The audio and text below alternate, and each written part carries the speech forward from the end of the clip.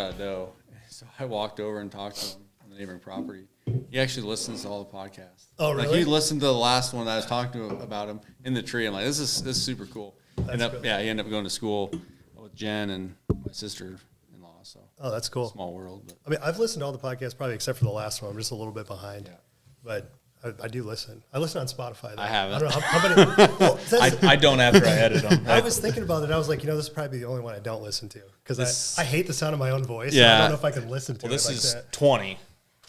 Okay, and we're back, episode 19. No, I just got done telling you it was 20. I know, but I do this every time. Episode 20.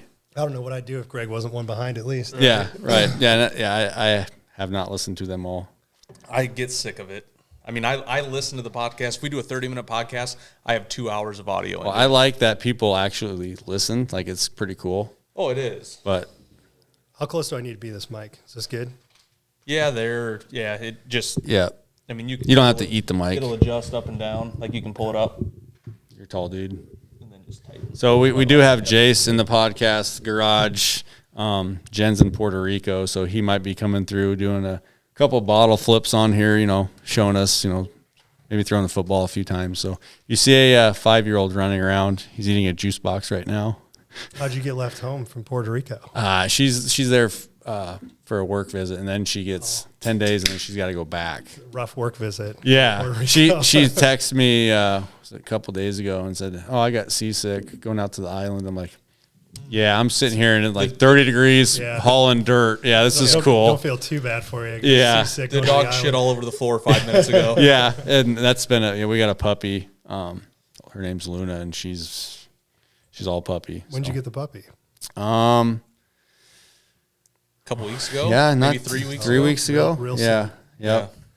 Yep. We actually got the dog from the guy that Jesse got his puppy from. Yep. I guess he's not a puppy anymore, but yeah, he's not a year yet. Yeah. So You got it too. Yeah, mine's a silver lab. Okay. Mine's a chocolate. It's chocolate. So, and the nice thing is there's no bloodline cross. Yep. So we're gonna have a puppy mill. Yeah. Oh, good idea. So if anybody wants a silver / chocolate / black / yellow, who knows what it's gonna drop? Have you ever had puppies though? Like no. You have when Daisy had puppies. You have the female. It was nonstop me going to like Hy-Vee and getting newspapers to put down for bedding, and then they're just crap all over and absolutely disgusting. That doesn't sound so. Greg, like I do like that. You talk about money, then yeah, Greg's for it. Jace, you gonna clean up all the dog poop? Yeah. He's got headphones on watching. We'll have at least 6 litters. Yeah. I'm gonna pass. No, one. Maybe one. Maybe one. Maybe one. It's because it's so weird because I have 2 daughters, and the dog's running around with balls swinging underneath them and stuff, and they're just like, he's so gross, and of course he gets any bit excited, and they're like, oh, gross. Dude, and I'm like, those dog balls are gross. Yeah, they are. And even the dog balls aren't the worst thing. It's the red rocket is what grosses them out bad. And they're 12 and 9, so it's like you don't need to worry about any of this yet. Yeah, for real. For bringing up some questions, maybe. Right. Yep. So, but it's fun. I'm excited. I've been training him a little bit, but we're gonna do sheds. Yeah. Like my yellow lab Otis that I had he was almost 14 years old, and we had to put him down a couple years ago, and he was awesome. I mean, he didn't find hundreds of sheds, but he found sheds. Yeah, he found a big one between Nick and I. I think we've talked about that before, but that was off of the big brow. That was pretty cool. You have dogs too, right? Yeah, I have 2 dogs. Neither of them do anything. Yeah, one of them is like a bulldog pit bull mix. I don't know. They're both rescue dogs. Like both of them were supposed to be part-time, short-time fosters, and we ended up keeping them both. Yep. So you got 2 dogs and a horse, right? Yeah, Emily's got a horse. 1 horse, and it needs a buddy probably. So we might be okay. Emily, I know, is looking at horses all the time. Do you ride or just Emily? So I've ridden a horse 2 times now. Okay. I rode Emily's old horse that had died a couple of years ago. We had to put it down. He was pretty old. He's a Tennessee Walker, and he just strolled around the yard, and I rode him like that once. And then we went to Iceland in September, and we rode the Icelandic ponies, which was actually really fun. So now I'm like, okay, if you get another horse, I might ride. That'd be pretty fun. But yeah, previous to that, I was just like, okay, this is a giant thing that eats tons of food. It's like a huge pain. Yeah. But Yeah, she likes it, and she likes riding horses, and yeah, maybe we'll get another one I'll ride too sometime. That's cool. Cool. Yeah. So anyway, since we kind of already started talking about stuff, let's introduce our guest and longtime friend. Kind of a crazy story how we met. Yeah. Is actually, I think Newt had part of that, why we met, and you found one of his sheds. Newt's pretty much the reason that we met. Like, I found his sheds, and then a friend of a friend was like, hey, I think I know a guy who's kind of been hunting that deer and stuff. And he said, yeah, I'll show him a picture of it and like see if it's the same deer or not. And like, yeah, it turns out it was. It was at least a year old when I found it. Yeah. Just down the road, and Yep. You were hunting the public, and I've met quite a few friends, Andy, you, a lot of the guys just on gravel roads out looking for deer. Yep. So it's kind of a small world, and the hunting community is so small. But yeah, that's how we met. When was that? 2016, 17? Yeah. It seems like it wasn't very long ago. Yeah. But it was quite a yeah, while it was ago quite, now. it was a while ago. So, but yeah, Josh Koglin is in studio, aka the garage tonight. He's been very fortunate the last couple of years. Yeah. Shot this deer. You guys can see it. I'm gonna hold it up. Shot this deer, November 5th. Yep. And then the previous year, 2022, you shot it November 5th also. Oh, November 5th, yeah, okay. November 5th turned in my day. Yeah, and you're like only like, what's this one score? 170. This was 176 and 6/8. You scored them. Yep. And then the other one was 170. 176 and an eighth. Yep. It's pretty cool. Pretty consistent. So next year you got to, go up by a couple eighths. My wife told me, I think she was mostly joking, but she's like, if you want to get another one mounted, it's got to be bigger. Like we can't keep getting deer mounts. And I was like, I don't shoot 170s all the time. I don't know if I'll ever get another mount. And then turns out the next year I shoot is 5/8 bigger, but a little bit bigger. So he's definitely getting mounted. That's great. Yeah. Then I scored the deer under your tailgate. Josh Sparks went and helped you drag him out and throw him on the 4-wheeler and do that thing. Yeah, that was super nice of him. It was nice to have help. He's pretty big bodied. It would have been a difficult drag through some nasty stuff. Yeah, actually, I went hunting that morning. I don't think it was worth it. I didn't see much, but yeah, you came right over. Yeah, it was. Yeah, I went and got donuts and energy drink, and then I came right over to your house. So, which was really close, and from where I was hunting. So yeah, it's pretty cool. But so let's talk a little bit about this deer. You had some muddy trail cam pics. Was it muddy? Yeah, I had cool some muddy and stealth cam pics of this. Yep. I don't think I had any Wild Game Innovations pictures of this one, but last year you had some cool ones, right? Yep. So last year, I called this deer the drop tine 9. He's not a 9 and doesn't have a drop tine this year, but last year he did. So on his left side last year, it looked like in velvet he probably damaged his beam a little bit because his beam came straight across from here. He had a drop tine coming off and then a big forked G3 on this side.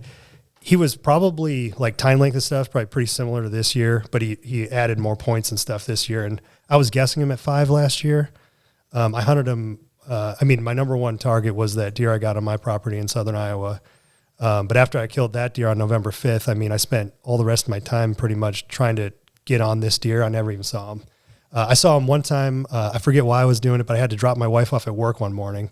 I think her car was getting new tires maybe or something. And he was standing in the people's front yard in like Christmas lights and stuff. So like these big inflatable things. And you can just see this big giant rack deer just standing out in these people's front yard. And I was like, oh, that's him right there. And I stopped and turned around and like tried to get some video of him. But he went off back across the road, actually towards the place before the pod we were talking about. I shot this deer across the road from where he summers and winters. Right. And this was like December. And he was heading right back towards that area. So, I didn't go to work that day. I went in, got into the stand, didn't see anything. But I got a picture of him that night after dark coming through that area. So that was probably the closest I was to getting on this deer last year. And then this year, he showed back up right in the same area that I picked him up September the year previous, but he didn't show up until early October this year. But his body was definitely bigger, so it's possible he was only a 4-year-old last year. I sent the teeth in, so I'll see how old he is. Yep. And Dylan's mounting him, right? Yep, Dylan's doing the mount. Dylan sent the teeth in for me. So he showed up in about the same place. It was like 2 o'clock in the morning, 3 o'clock in the morning, something like that. I posted the pictures of it. But I was like, okay, he's alive still. Because I'd gotten a picture of him January 15th last year, so after season was over and stuff. So I knew he made it through the season, but I didn't find his sheds. Didn't hear about anybody finding his shed, so didn't know for sure that he was still alive with EHD and stuff. You never know. Or getting hit by a car. He was crossing P58, so he could have gotten hit. But yeah, so he showed back up, and I was like, okay, he's alive. So this is definitely my number one target. And we didn't have any really big rack bucks. We had some mature bucks, but no big rack bucks in southern Iowa. So I was spending, most of my time trying to pattern this deer and figure out what was going on. I put together, printed off a map, put together all the spots I'd gotten pictures and heard of people seeing them and everything. And I pretty much figured out where I figured he was bedding in the fall. And you need a south wind, and there's a doe bedding area just adjacent to that. We had a lot of those, a lot of south ones. Yep, we had quite a few of them, but it needed to be a day that I could get out there early enough that I could beat the deer back too. So right. That's part of it. Like Greg and I were talking earlier, he's got a big deer that's been doing something in the mornings. Yep. And I'm like, man, what time are you going to get there? Like, I mean, if I knew it was going to be somewhat consistent, I'm like, if I got to be in there an hour before I need to be, it's the day before shotgun season. Like, this is the last day until after all the gun stuff that you can get out and go. So, and whatever it takes. And that gun pressure changes deer's patterns a lot and stuff. Yeah, and I mean, and every area is different. Like, there's some spots, like I go down during shotgun season and I party hunt, and the farm that I killed my buck on, we push one time. Okay. But everybody kind of knows on that farm, like, hey, you get a shot at something, like, take it. You know, you get these little young bucks. If it's a kid, someone that's never shot anything, go ahead. But if you've shot some deer, let those little ones walk. Sure. Because that you may benefit in the next following year of being the one behind the gun shooting something like this. So we try to do that, but we don't really get too crazy with it. But yeah, it can change movement. Do you guys get mature bucks doing deer drives very often? Greg shot the biggest one last year. That deer was 5 or 6 years old. Yeah, that's a big deer. I mean, he wasn't big racked. He's 40s as an 8, but I mean, every bit of mass of his big one, About very similar to an 8-pointer. Yeah. I killed during that ice storm was like 09 or something. I shot it.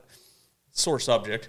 I hit a really big one and went and bedded up, and a guy came out of a ditch and the deer stood up and he shot it in the neck and claimed it. And that deer went 233. Yeah, it was wow. freak. Big frame. On my uncle's property. Yeah. Wow. Like that area used to be just mecca of genetics, and now it's not like it used to be. So back to this, I got interrupted by my child. Yeah, no problem. Did you ever have pictures of this deer when you hunted over there? Like, I mean, it would have been, 2 years?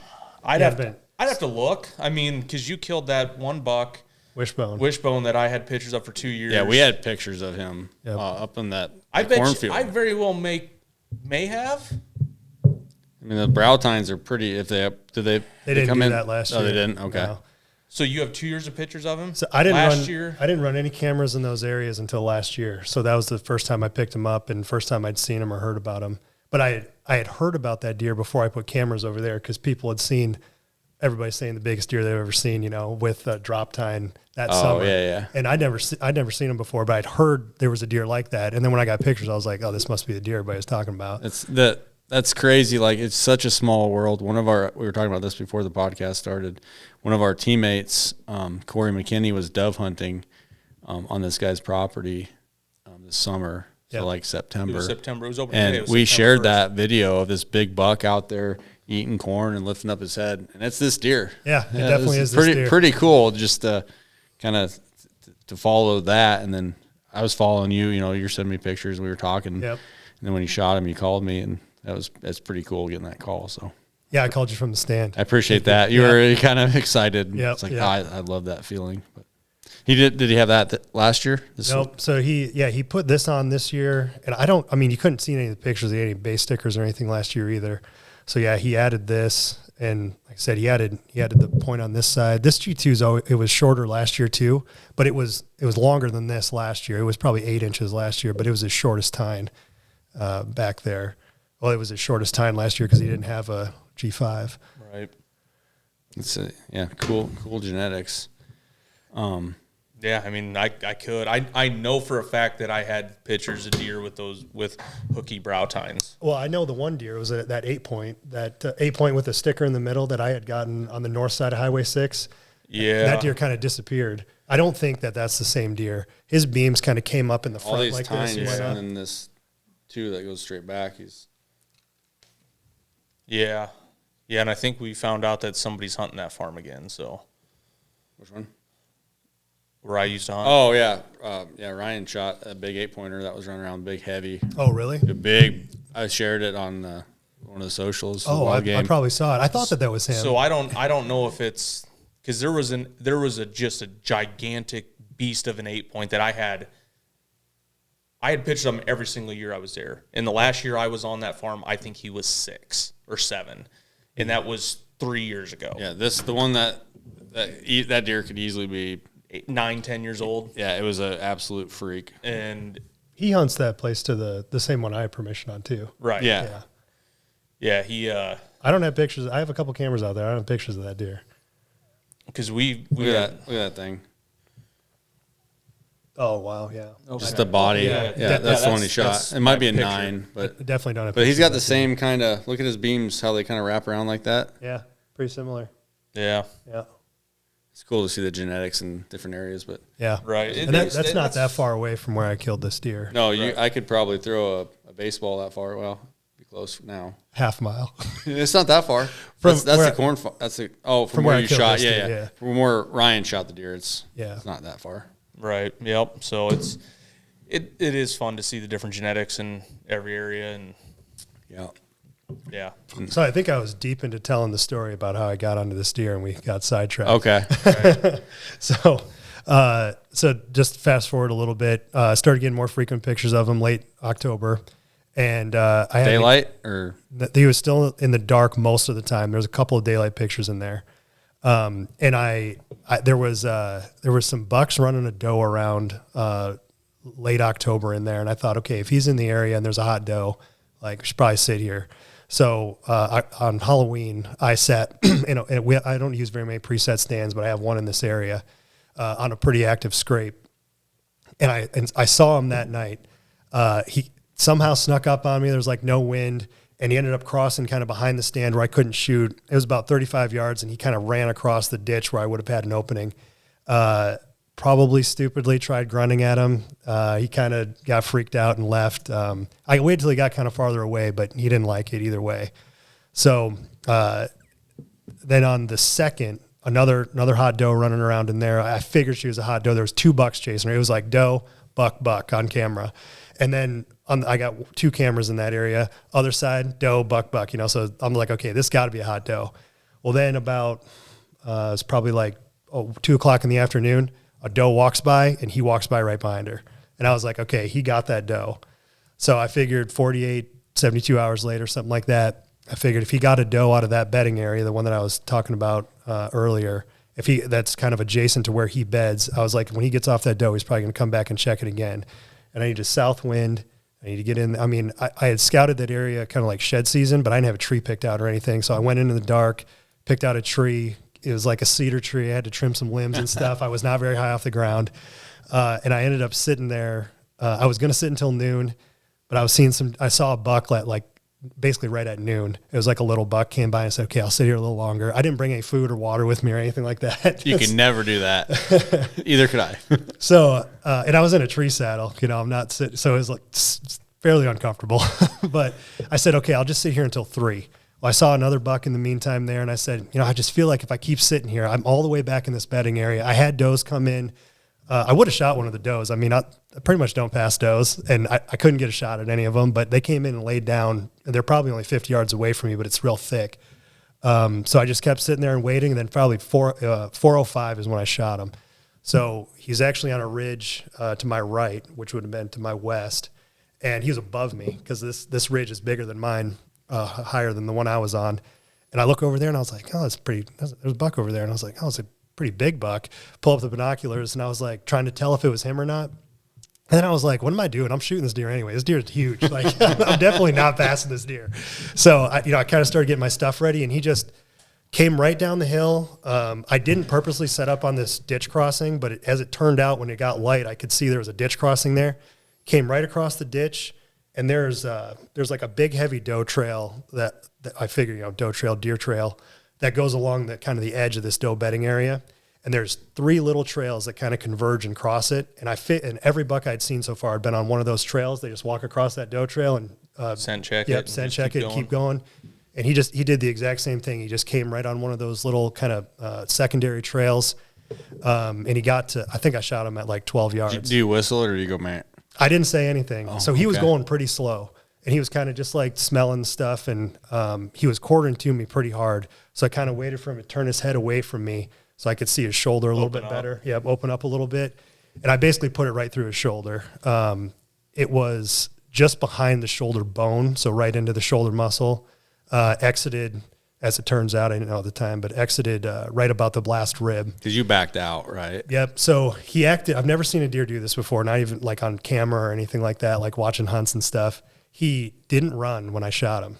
He walked faster, but he like did he jump? Nothing? Nope, nothing. He just hit it and just kind of was like. He just took it like a champ. Like he Wow. just took it right in the shoulder, and then he just kind of was like, what Pass was that through? kind of? So the fletching was just hanging out on the back, so it didn't quite go all the way through. It went all the way through, yeah. So Is your bow that quiet? Like, what do you shoot? I got a 2016 Hoyt Power Max. Like it's not. It's not that. Yeah, I don't quiet. say we shot in the summer. And I couldn't remember if it was loud or. It was fairly windy that day. Okay. So I mean That could have helped. Still. Yeah, you think? Yep. He didn't hardly react, and he just he walked a little quicker. So he was about 12 yards on this side of me. He walked right past me like 5 yards. And I'm like trying to see blood, and I'm like, I can't really see blood. So you think coming you off missed, him. or like? Well, I knew I hit him. I knew the arrow went right where I was aiming. Luminoc? Yep, I had a Luminoc. I could see perfectly. I knew I hit him, and as soon as I hit him, I was like, oh, dead deer. This is great. And I figured he was just shocked. He's gonna go run for 50 yards, just fall over. Yeah, there. and he just walked over here, got about 25 yards on my left side, and just stood there, and kind of looking around. And I was like, oh, he's gonna go down, And I waited about 15 seconds, and he's just standing there still, and I can't see any blood coming out of his mouth. I can't see blood or anything, and I was like, what happened?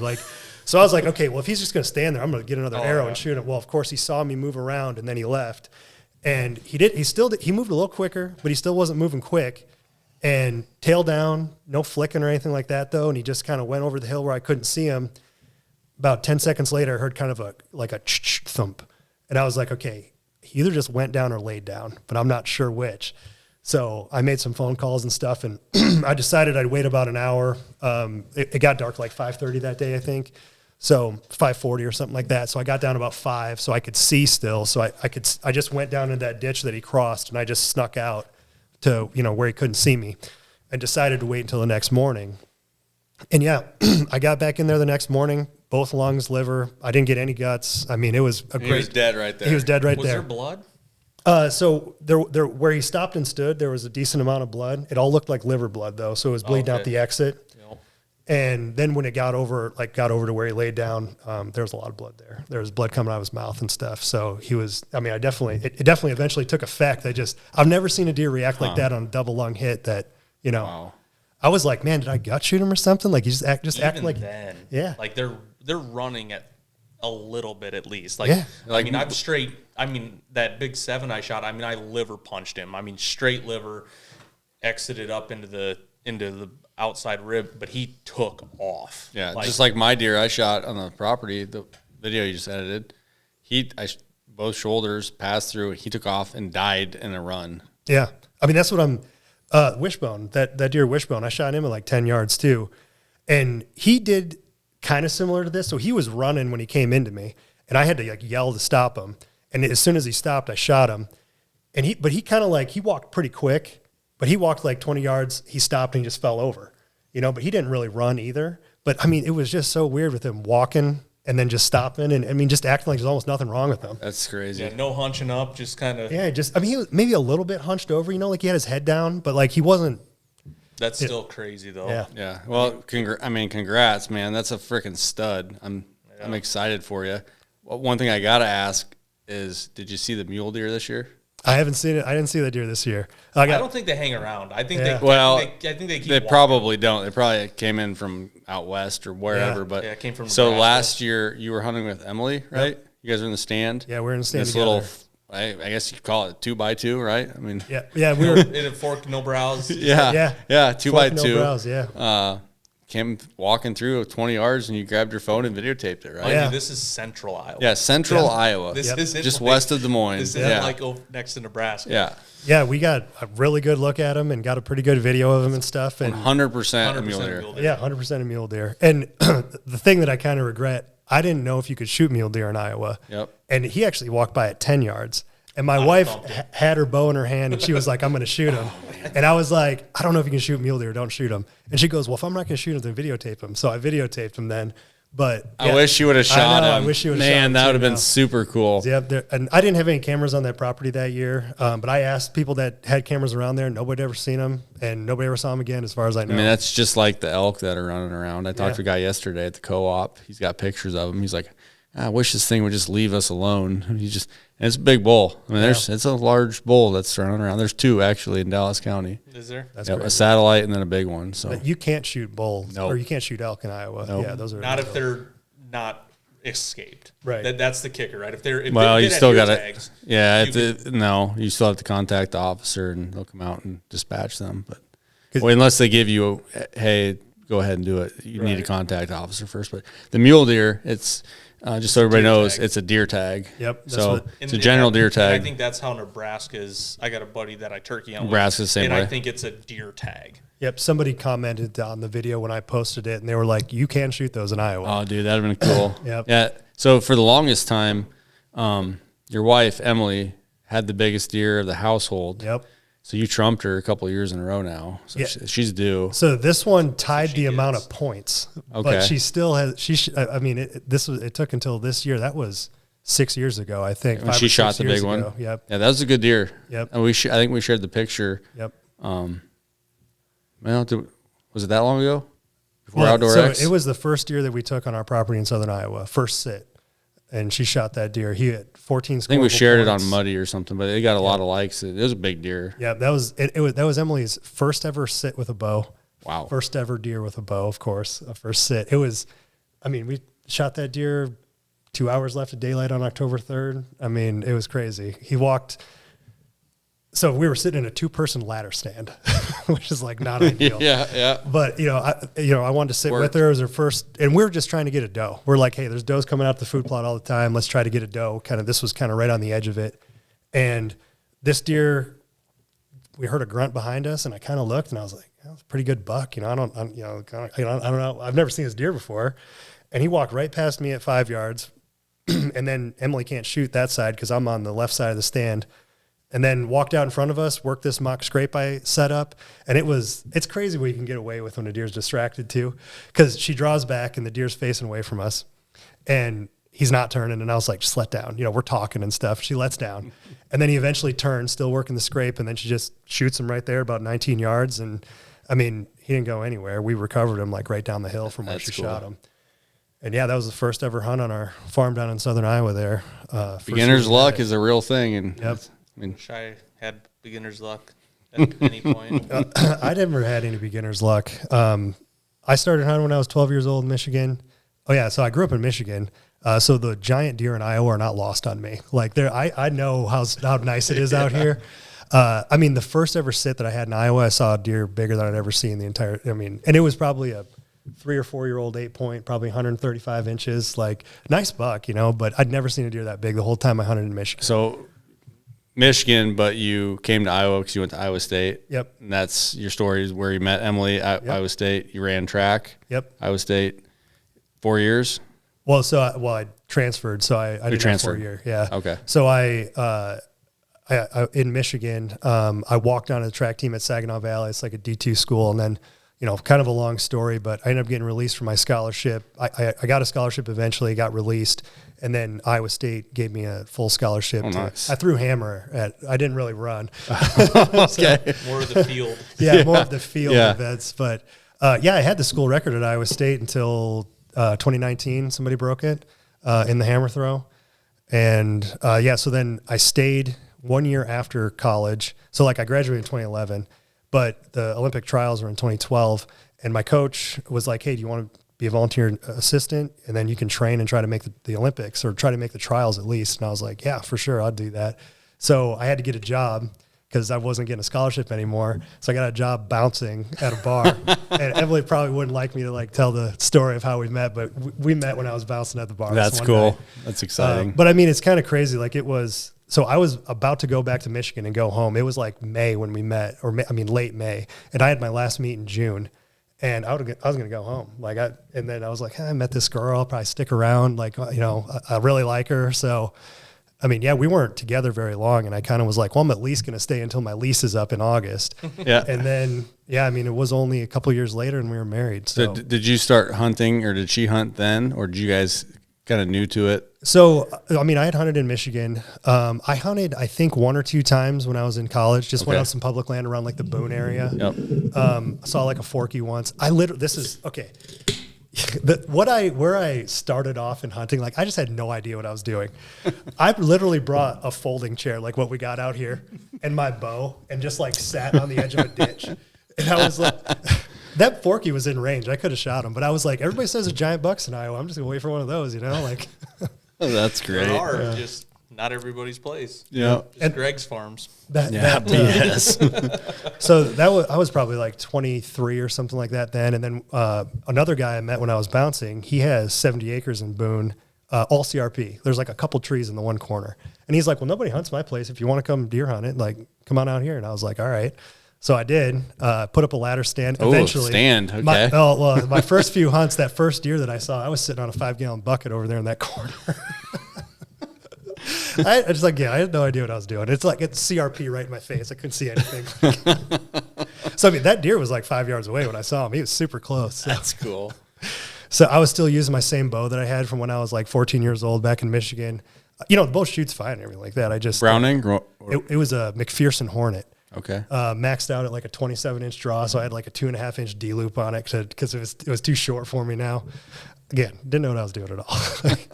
So I didn't get anything that first year, but then the next year I shot a spike. It was my first ever deer. I never got a deer the whole time I was hunting in Michigan. I missed countless deer. I got buck fever so bad. I was shooting anything that had antlers on it.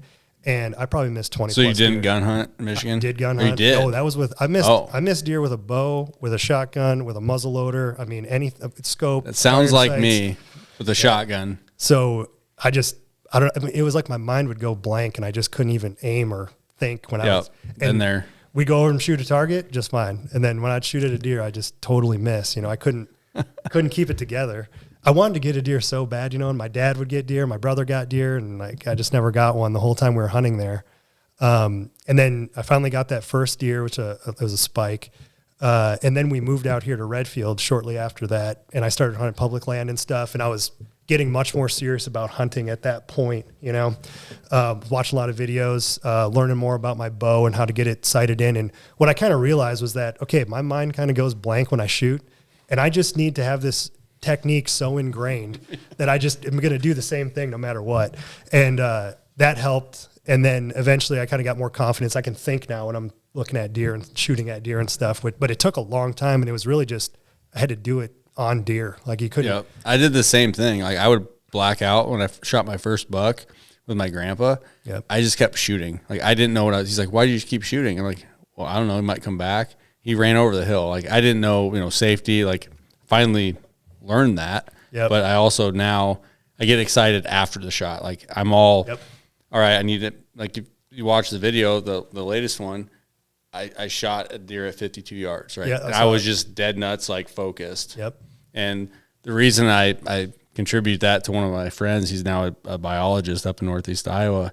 He said, just go into a zone. Like just don't get excited. Go into a zone afterwards, then you can celebrate. So you owe it to that deer to be mentally focused. And where before it was, you get the shakes and you get excited. And I've seen Jace with that. When he shot at that buck, he got excited, he was shaking. That's part, why we do it, but we learn from that too. So yeah, you don't shake anymore? I shake after the shot. After the shot, whole time. the entire time. When he shot Tiny, it was his first real big one with the gun. I told him, I think in the video, I'm like, Jesse, calm down.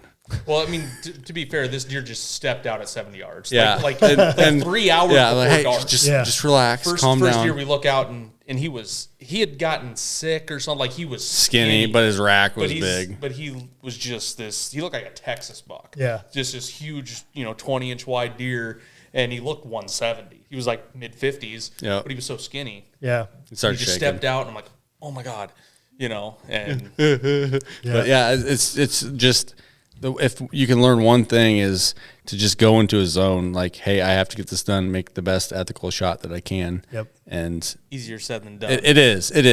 Especially when you're waiting all season for that one opportunity. Yep. Granted, this year I was in the zone, but I had to get up over that limb, and I hit a limb, and I ended up wounding one, which I hate to say, but he's fine, he's alive, so it happens. I mean, stuff can happen bow hunting. It is. Yep. We've had multiple friends that happened to this past November. Right. And it sucks. One of the guys that on our group shot a real big one 2 nights ago, and he's just fine. Like it's part of bow hunting, but. It's been quite a while since I've lost a deer, but when I first got my new bow, I was a little bit overconfident. Yep. And I took shots where I can shoot, but the deer can move, and that's what I've struggled with quite a bit, or I struggled with at the time. And I just my max range now is 35 yards. And I'm just okay, 35 yards. They probably don't have a lot of time to move, at least. I mean, they still could move some, but especially a bigger buck's got a bigger target. And I mean, if you're aiming, I don't know where everybody aims normally, but I try to aim center vitals. So if I miss right, left, up, down, I'm still hitting vitals. Top, bottom, third. That's exactly what C7. Yep. Those people. I'm gonna go C7 here. I do all that, and then usually it's I find where the headshot would be, and I comment that, and I'm what is that? And I'm like, oh, that's right by the ear hole. That's the ear hole, and that's the thing. What a lot of guys out west, and it's completely different than here, but they're shooting deer well past 50 yards. Yeah. But they practice that. And you may not get an opportunity closer. Right. And then you see people, oh, you shot a deer at 50 yards. Yep, his head was up. I was in a blind. The sound is not going to travel like you're in a stand.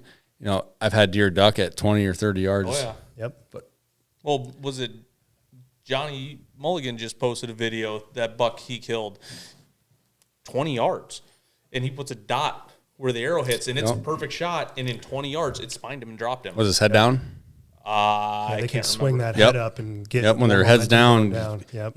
When their head's up, go ahead and shoot them. Well, I think that when a deer is that deer was working a scrape that you shot, or he's right there. But I mean, when a deer's kind of distracted, and there's other deer behind him looking. I'm like, oh, I got this. Yeah, I mean, and I almost think when you get a little bit farther, when you get out to maybe 50 yards, it's almost like they can't hear it as good, so they don't react as much. It's really that to me, it seems like that 35 to 40 yard range.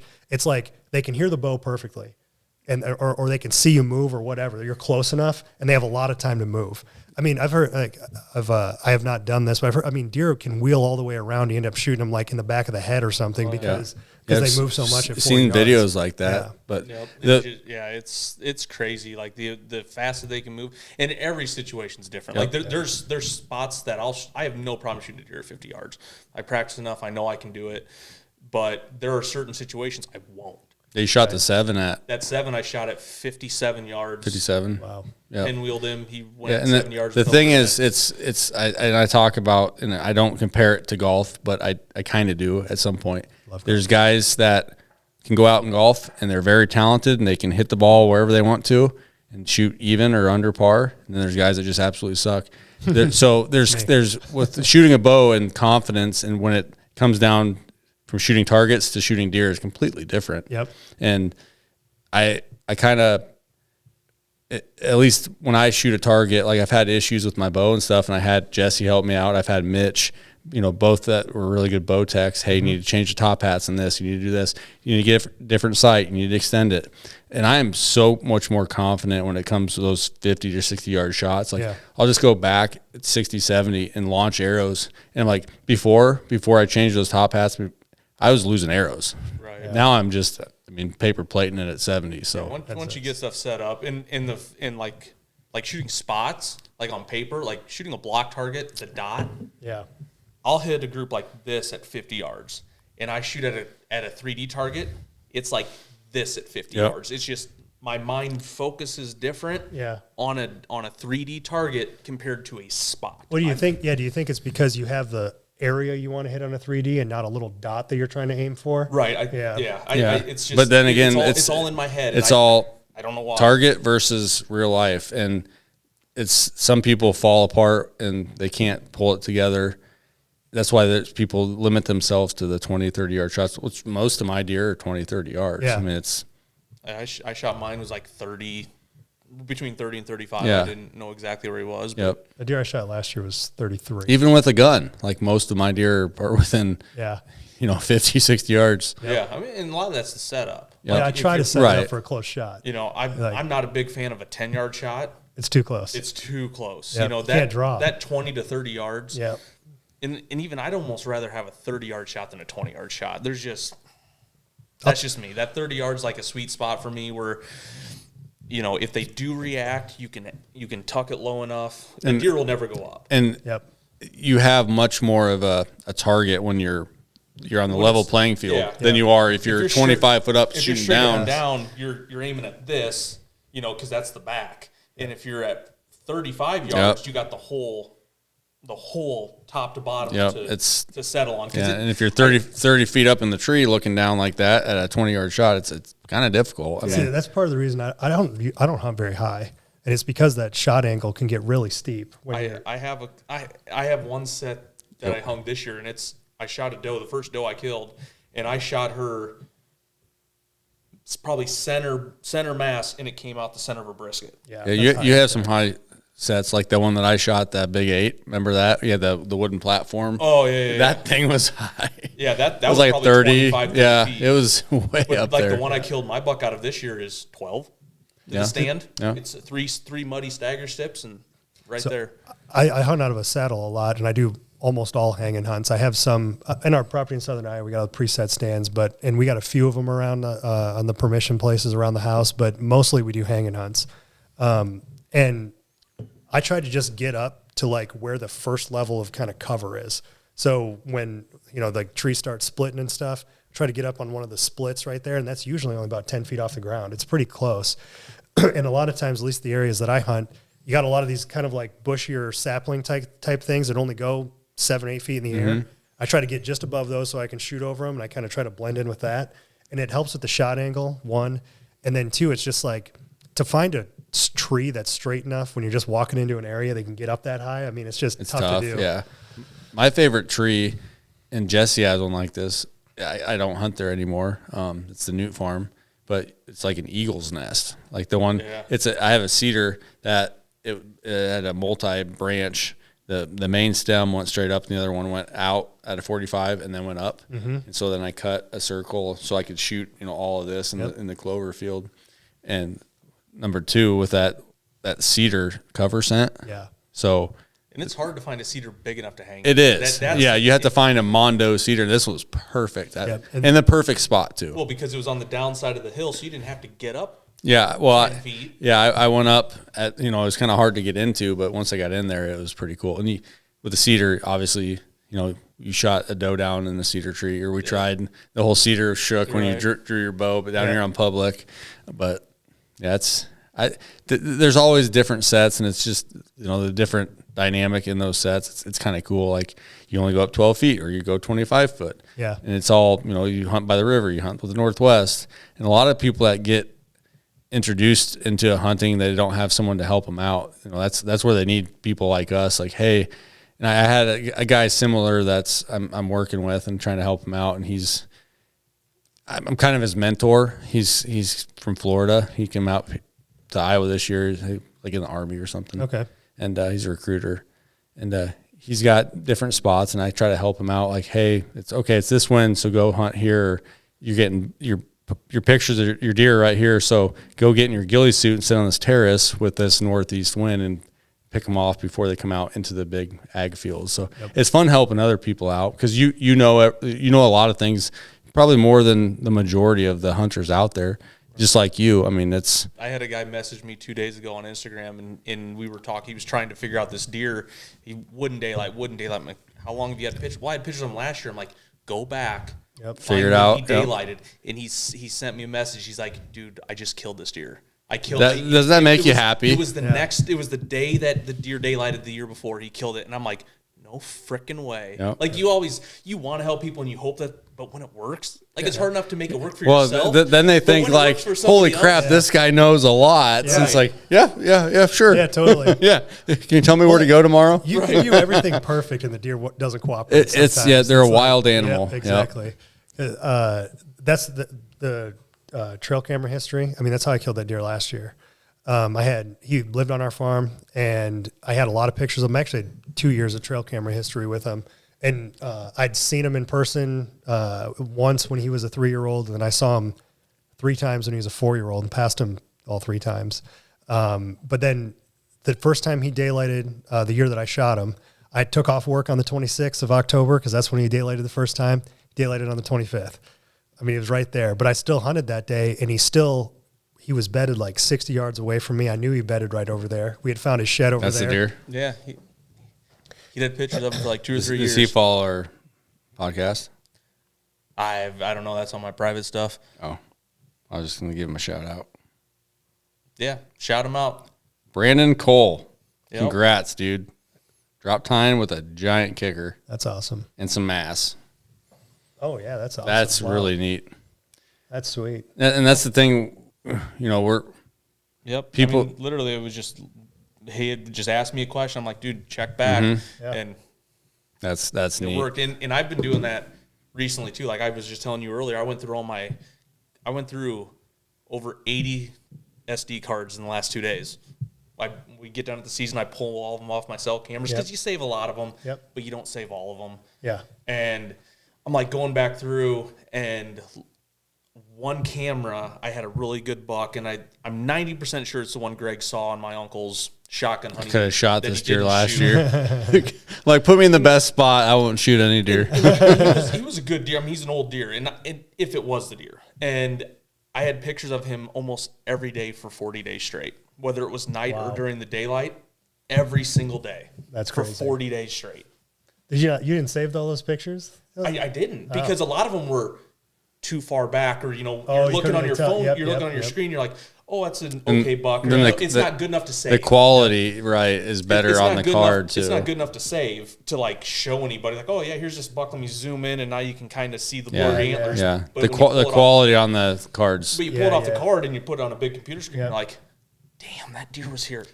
That's just like, I mean, you look on your phone, like even if you have an SD card camera that's not cellular. Right. I did this, and you look back at it on your computer, and you're like, oh, you missed this. I'm like, yep, I sure did. Yep. So how many other deer have I missed because I'm like scrolling through as fast as I can? Like, I got other stuff to do. Time is money, blah, blah, blah. That's one thing. And I was listening to a podcast, and Mark Drury was on it. He said between like February and March, he looks at almost 1 million trail cam pictures. He goes through every single SD card, but he organizes it. What deer, where they're at, and and if it's daylight, he looks back on the wind, and he like marks everything in files. That's why he is who he is. I mean, so I try to exactly. I try to save pictures of deer that I think are 3 years old or older, and then if they get to the point, so a lot of times, like our place in Southern Iowa is only 24 acres. So, I mean, a lot of times that deer is not there the next year. They move half mile or something like that. You never see them again. Yep. But if they start showing up again when they're, 4 and 5, I'll make a file, try to name the deer or something, put all the pictures in there. And then that's when you want to hunt the deer, you can start putting the pieces together of when they show up and what they like to do. And I mean, that's how I killed that deer last year. And I mean, I actually shot him right up the hill from where I had an encounter with him, only a couple days apart. So I knew that he kind of liked to go to the food plot in the dark, and then he cruised these dope bedding areas, and then he ended up bedding over on the east side of our property, and I just cut him off in between. That's pretty cool. So you guys take some time and do that. On the other side, if I find a deer, like let's say this year I found a deer, in October. I'm gonna see if I have pictures of them last year. I'll go type in on my images on my phone 2022 October, September, whenever. Oh, hey, there he is, and then I'll favorite it. So then I just have those. I don't go back through all of them because it's time consuming, and you guys are crazy for doing it. I spent 4 hours just today going through SD cards. I believe it, and that's I can't. I mean, I'd rather search for as with our social media stuff. The stuff you post on Instagram, a deer that was big enough last year that you. No. I'm talking about like all the stuff I save, like when I do the repost app, and for work. I have so much. I don't know how many thousands of pictures I have on here, but it's. Oh, it's dumb. I have the same thing. I looked at it the other day. I'm like, if I just need to just 53,662. Oh wow, yeah. I thought I had a lot. I have like 3,000 trail camera pictures. Yeah, that's crazy on just my images. 53,662. Oh yeah, I go through and delete mine. I have 5,000. About every 2 months. So that's why it's so hard to find stuff. So like if it's a hawk, like some content for hawk, I'll make a hawk or evolved stealth cam. Like I have those folders, but it's just so. Then I have this guy too. It's a good one. That maybe. Yeah. You want to do a bottle flip for the people? Yep, we're gonna end this. We're gonna end this. Come end on a bottle flip. Do it. No. Show them how you can bottle flip. No. He's Fine. giving you the. You want to throw a football? Throw me a football. he's being shy. Yeah. Oh well. Well, that was fun. Yeah, fun podcast. Thanks Good for talking to you guys. Cheers. Thanks for coming and Thanks bringing for coming. your big deer. Yeah, thanks for having me.